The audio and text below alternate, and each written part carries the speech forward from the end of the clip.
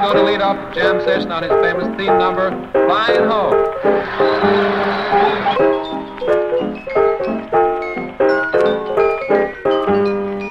You ain't fooling me. Oh, you nasty. How did I get that job? That was because Jen called me a dramaturg, but I would say I'm the writer. I would say I'm the script writer. Really. You know, one of the things that I absolutely love about the writing process is sort of throwing things out that you really love and seeing how you cope. You know, for me, it's kind of it's almost a sort of survivalist game. You know? here's a fruit polo and a clothes peg. You're in the Atlantic Ocean. Good luck. You know, that's the thing that really excites me about writing. Is like you have to find your way through those individual situations.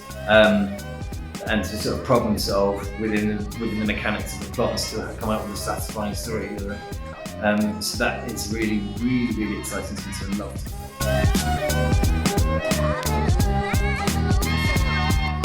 The Middlesbrough Library Service had a call out for looking for a short theatre work that would have something to do with literature for children. And Jen said, would you like to do this? And I very, very flatly said, no, I would not like to do this. And then Jen said, are you sure?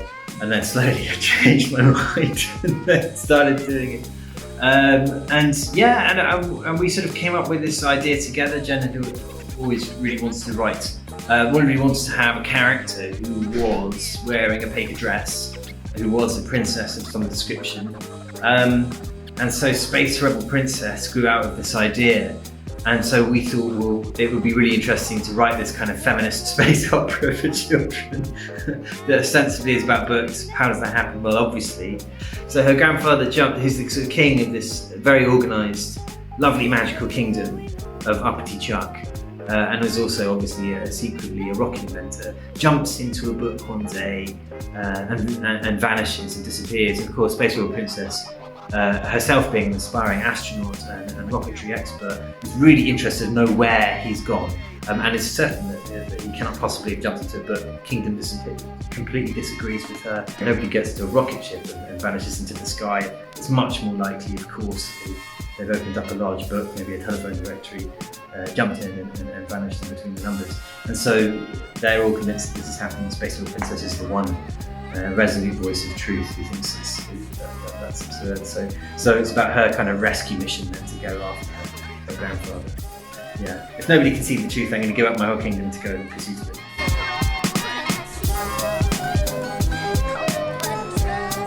There are advantages to both.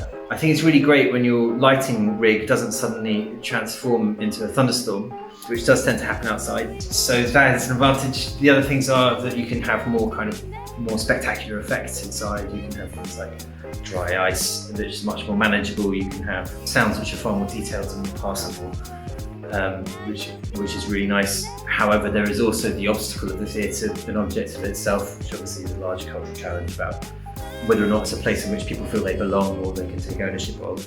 An outdoor space, performing in a town square, everybody owns that square, people are walking through already, they have the chance to encounter, which is part of the kind of magic of it. So yeah, there are pros and cons to both. I think the thing I really enjoy about theatre, particularly theatre for children, I really enjoyed kind of having a degree of autonomy. I think that I completely empathise with children when they don't want to be told how to feel, but rather kind of led on an extraordinary journey and having autonomy. Any journey with indoor or outdoor theatre that does that brings something really exciting.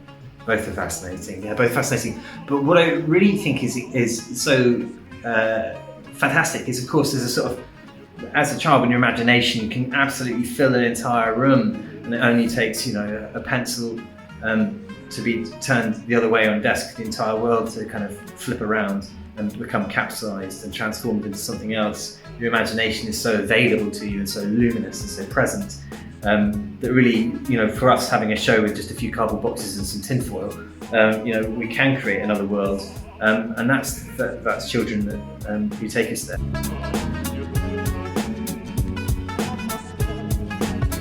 So MC Spoon grew up on the mean streets of Lost Sandwiches along with his best friend Giant Egg, and really that grew out of a desire to create, to take Humpty Dumpty onto This Is Your Life and discover what the backstory was of Humpty Dumpty. The Humpty Dumpty originally grew out of a tunnel that was previously used as a place to dispose of oranges. So that became kind of the origin story that had never existed before of Humpty Dumpty. It was kind of, well, what's a story that every kid knows and loves, and therefore becomes a kind of point of common comedy, and also common interest between, I think, every adult as well at some point has wondered, what on earth is Humpty Dumpty really about? Where did Humpty Dumpty come from?